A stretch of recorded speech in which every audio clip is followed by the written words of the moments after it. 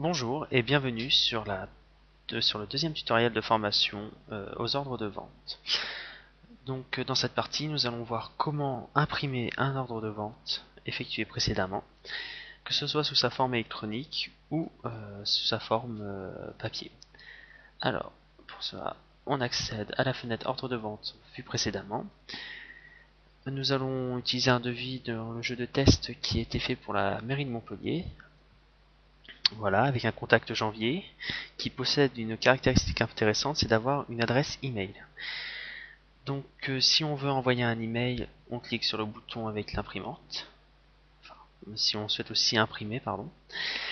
Et donc nous avons un aperçu du devis avec les différents produits commandés, la TVA appliquée et sur quel montant.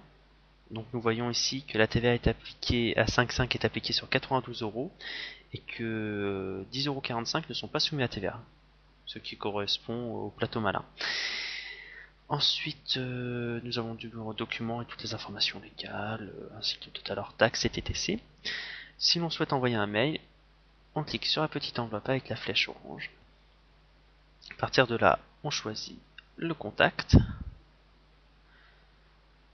On peut lui préciser le sujet, par exemple devis, un message.